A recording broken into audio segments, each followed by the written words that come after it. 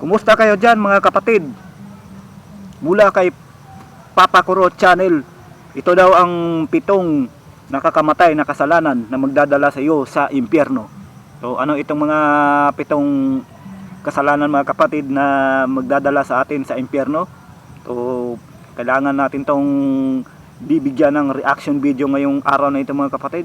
So tumutok ka lang dito sa aking reaction video sa aking channel mga kapatid, kaya sa aking Dexter B channel. So kung trip mo ang ganitong klaseng video ay mag-subscribe ka na sa channel ni Papa Kurot. Ang lupit ng ng channel niya, Papa Kurot. At wag mo na rin kalimutan i-click ang notification bell para whenever na meron siyang bagong video na i-upload ay maging updated ka sa mga bagong video na i-upload niya. At wag mo na rin kalimutan mag-subscribe sa channel ko. O wag mo na rin kalimutan na i-click ang notification bell whenever na meron tayong bagong reaction video na i-upload sa ating YouTube channel. So wag na natin patagalin ito mga kapatid. So ito ang 7 kasalanan na nakakamatay na magdadala sa iyo sa impyerno. So ipapaliwanag natin ito mga kapatid at bibigyan natin ng reaction video to. So wala naman tayong hinihintay, panoorin na natin.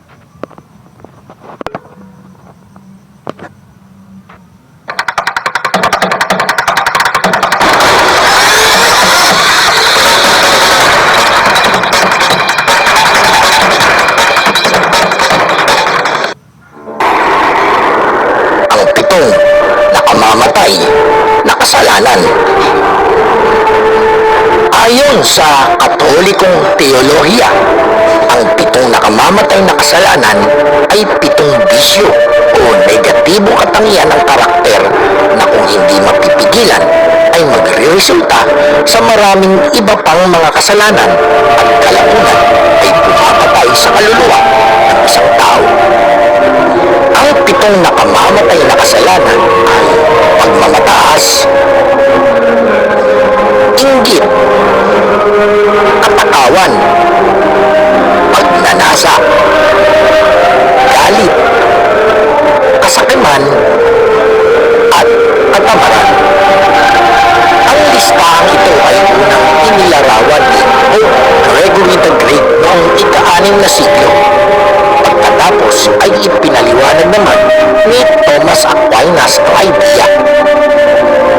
Noong ika-14 na siglo, isinulat naman ni Dante ang kanyang epikong tula na Inferno, kung saan inilarawan niya ang purgatorio bilang mayroong 7 hagdan na katumbas ng 7 nakamamatay na kasalanan.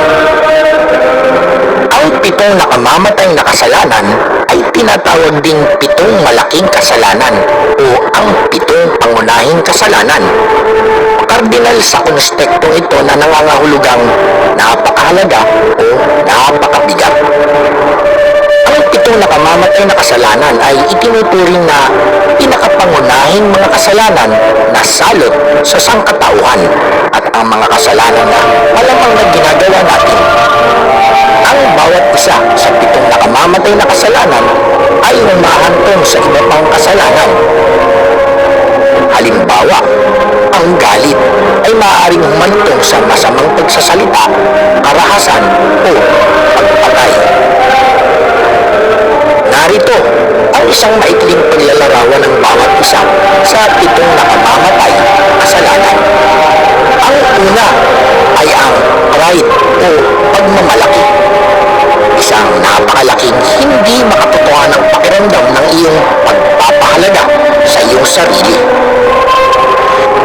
Ang susunod ay envy o inggit. Ito naman. Okay, so pride, no? So marami sa atin yan na mga ganitong klaseng ugali mga kapatid. So pride, masyadong mapagmataas sa sarili. So hindi na niya kailangan ng gabay, kundi kung tuturuan mo, kung tuturuan mo, sabihin ka pa lang na alam na niya yan. So marami siyang alam. Kapag pinayuhan mo ng mabuti, so ano siya na nagiging ano siya, nagiging mapagmataas siya sa kanyang sarili. Oh, lalo na yung ano, lalo na kapag nakakahawa ka ng malalaking pera. So akala mo ikaw na ang ano, ang hari sa ano, sa palagay mo sa sarili mo kapag na ano ka, kapag nakakahawa ka ng mga malalaking pera. Oh, di ba? Sabihin mo na ikaw ang pinakamayaman, ganyan. So isa pa ang ano, ang mga pride, yung hindi ka tumatanggap ng pagkatalo sa sports, ganyan. So ma-pride ka, hindi ka tumatanggap ng pagkatalo, mapagmataas ka, nagiging mayabang ka dahil sa iyong kalakasan, kalagalingan,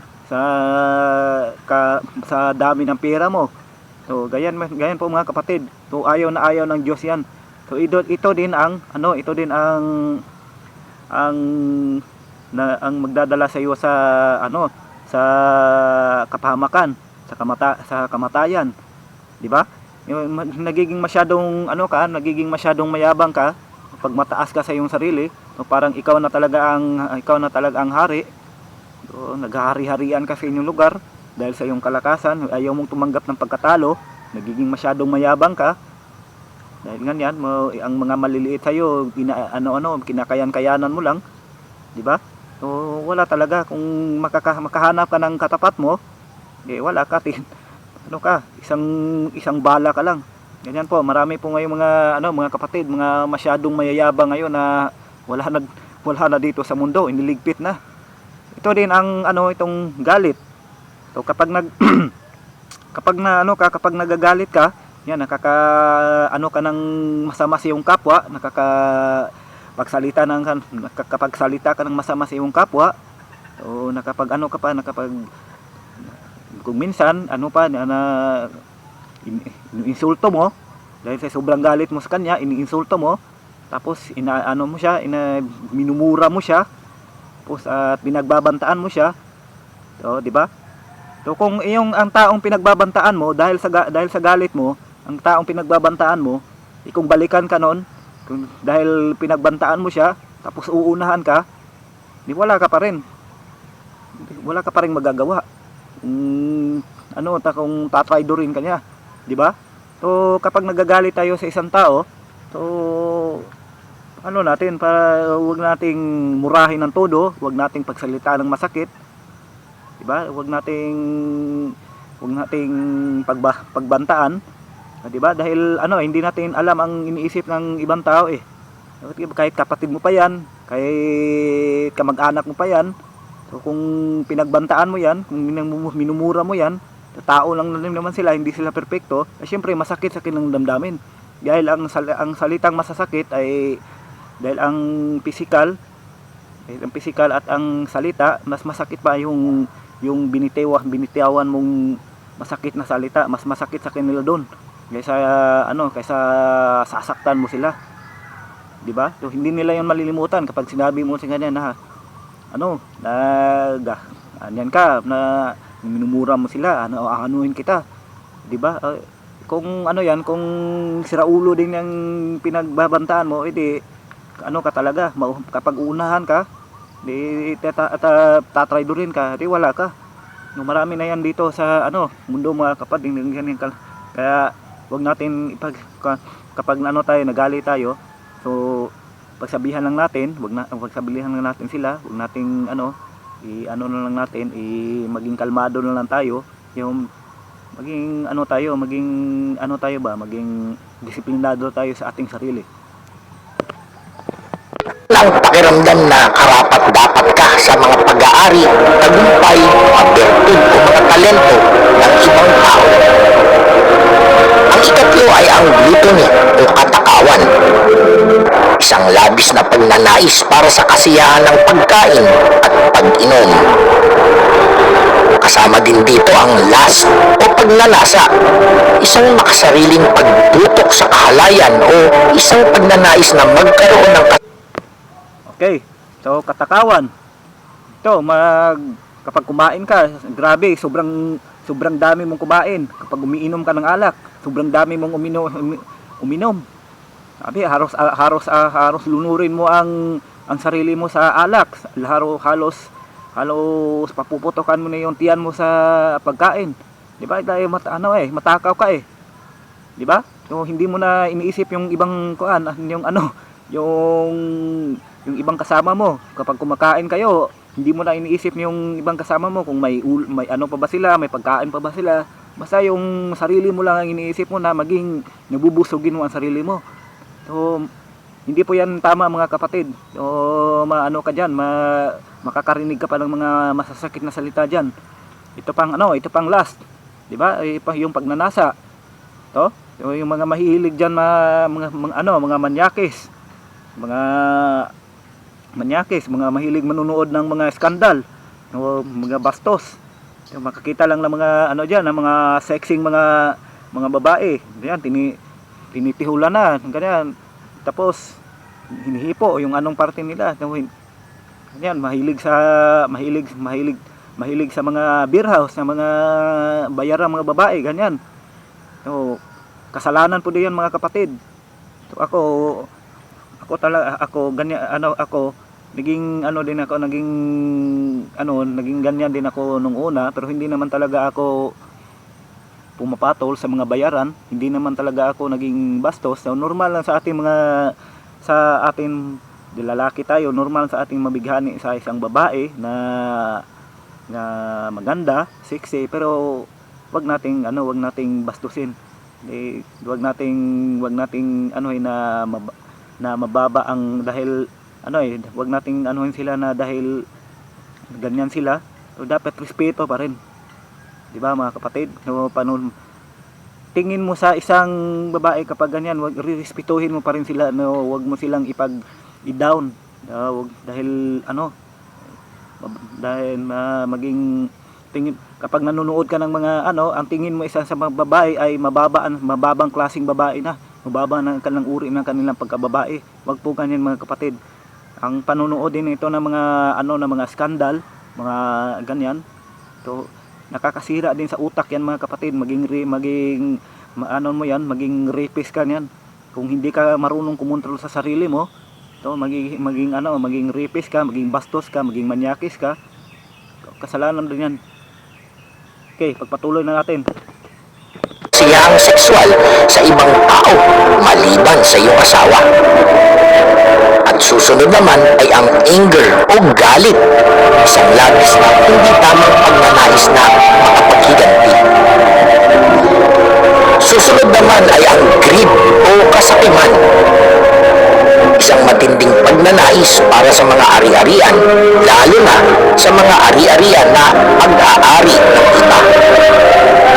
At ang ikahuli ay ang sloth o katamaran. Ito naman ay ang Okay.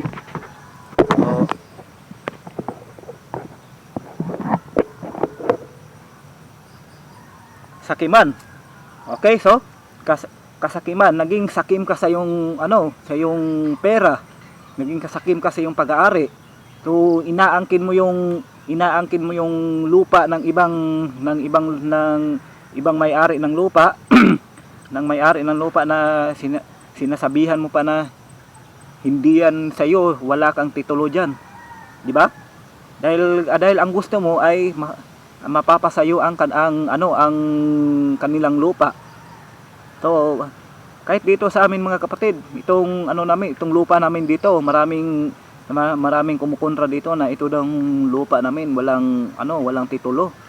So hindi na namin yan pinapatulan masyado mga kapatid dahil minsan nga nakakatanggap kami ng mga masasakit na salita.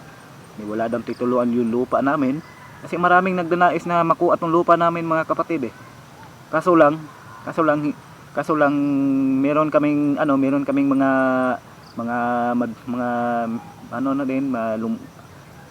lumalaban, kumakampi sa amin, mga bigatin din na mga kumakampi sa amin na nagpapatunay talaga na meron talagang titulo ang lupa namin at hindi na namin yun ipapakita kung sino mang sa amin na walang kasi kung papatulan namin yung mga kapatid, Wala eh. Parang kami lang nagiging ignorante yan eh. So sila ng mga ignorante, hindi dapat pinapatulan yan, yung mga medyo alam mo na, yung mga makikitid ang walang magawa sa buhay, hindi maghanap ng away. So hindi na namin yan pinapatulan mga kapatid. Kasi hindi kami tulad ng ibang tao na kapag napipikon ay binabaril agad, pumapatay agad, di ba? Hindi kami ganoon mga kapatid. Naging kalmado lang kami ang pamumuhay namin dito, na alam namin na kami ang tama talaga. Naging mapayap na pamumuhay namin dito ay gusto namin na maging mapayapa.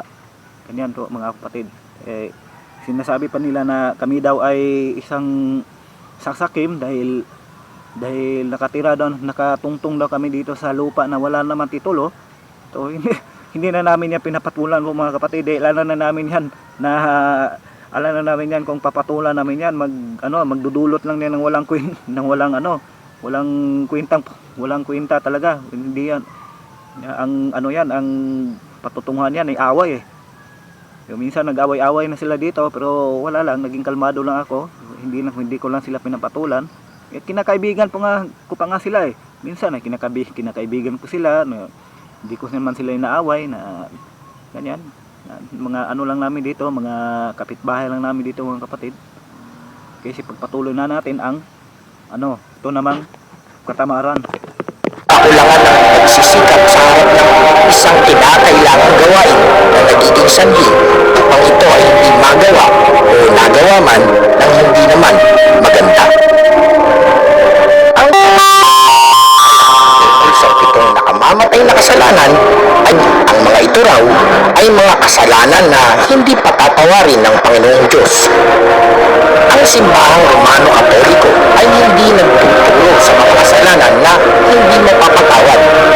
Sa doktrinang Katoliko, ang pitong nakamamatay na kasalanan ay maaaring humantong sa mga mortal na kasalanan na magpapadala sa isang tao sa impyerno kaagad pagkatapos ng kamatayan. Maliban na lamang kung ang gayong mga kasalanan ay pinagsisihan bago ang kamatayan. Tinuturo din ng Katolisismo na ang pitong nakamamatay na kasalanan ay maaaring madaig naman ng pitong kabutihan. Ang pitong kabutihan na ito ay ang pagpapakumbaba, pasasalamat, pag-ibig sa kapwa, pagpipigil, kalinisang puri, pasensya, at kasipagan. Subalit, matatawag ba nating biblikal ang idea ng pitong nakamamatay na kasalanan? Ang sagot, oo at hindi. Nakalista sa libro ng Kawikaan ang pitong bagay na kasuklam-suklam sa Panginoong Diyos. Mababasa natin sa Kawikaan, chapter 6, verses 16 to 19. May 6 na bagay na ipinagtatanim ng Panginoon. Oo, 7 na mga kasuklam-suklam sa Kanya. Mga palalong mata, sinungaling na dila, at mga kamay na nagbububo ng walang salang dugo. Puso na kumakatha ng mga masamang akala, mga paa na matulin sa pagtakbo sa kasamaan. Sinungaling na saksi na nagsasalita ng kabulaanan at ang naghahasik ng pagtatalo sa gitna ng magkakapatid. Ngunit siyempre, hindi ito ang listahan ng naiintindihan ng karamihan bilang 7 nakamamatay na kasalanan. Oo, ang pagmamataas, inggit at iba pa ay mga kasalanan na hinahatulan ng Biblia. Gayunpaman, hindi sila kailanman tinawag na 7 nakamamatay na kasalanan sa Biblia. Ang tradisyonal na listahan ng 7 nakamamatay na kasalanan ay maaaring gumana bilang isang paraan upang maikategorya ang maraming iba't ibang mga kasalanan na umiiral. Halos lahat ng kasalanan ay maaaring ilagay sa isa sa 7 kategoryang ito. Sa huling pagsusuri, walang kasalanan ang mas nakamamatay kaysa sa anumang iba pang kasalanan, sapagkat ang lahat ng kasalanan ay nagbubunga ng kamatayan. Ayon sa libro ng mga Romano, chapter 6, verse 23, sapagkat ang kabayaran ng kasalanan ay kamatayan, Datapwat ang kaloob na walang bayad ng Diyos ay buhay na walang hanggan kay Kristo Jesus na Panginoon natin. Kahit na nga, isang kasalanan lang ay hinahatulan ng isang tao bilang isang lumalabag sa batas. Mababasa naman natin ito sa libro ni Santiago, chapter 2, verse 10. Sapagkat ang sino mang gumaganap ng buong kautusan at gayon may nagtitisod sa isa ay nagiging makasalanan sa lahat. Kaya dapat natin purihin ang Panginoong Hesus sapagkat siya ang tumanggap ng kaparusahan para sa lahat ng ating mga kasalanan.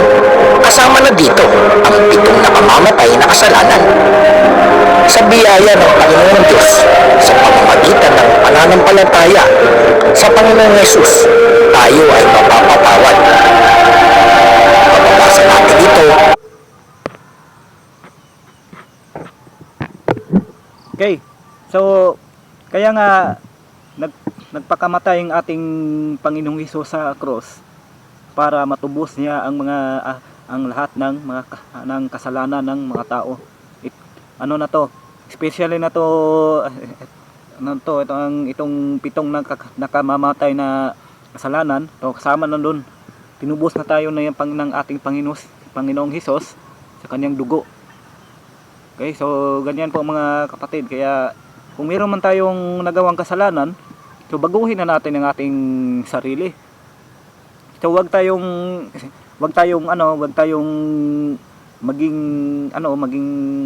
maging makasalanan na lumaki tayong makasalanan hanggang sa tayo ay namatay. So naging makasalanan pa rin tayo. So hindi tayo nagbabago. Lalo na hindi tayo naniniwala sa Diyos.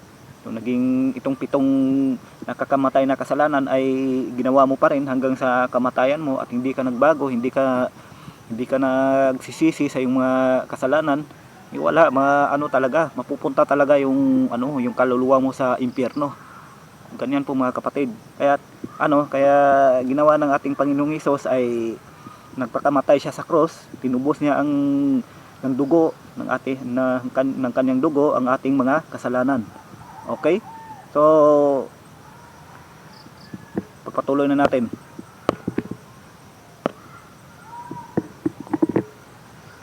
Sa libro ni Mateo, chapter 26, verse 28. Sapagkat ito ang aking dugo ng tipan na nabubuhos dahil sa marami sa ikapagpapatawad ng mga kasalanan. Sana ay nagustuhan ninyo ang aking video at huwag niyo pong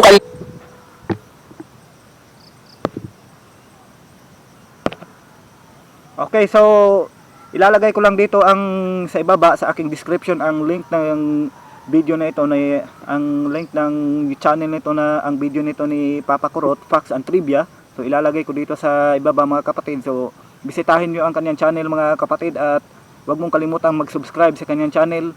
Click mo na rin ang notification bell para whenever na merong bagong video na i-upload si Papa Kurot ay maging updated ka sa mga video niya. At huwag mo na rin kalimutan mag-subscribe sa channel ko, Dexter B channel, at huwag mo na rin kalimutan i-click ang notification bell whenever na meron akong bagong reaction video na i-upload sa aking channel ay maging updated ka.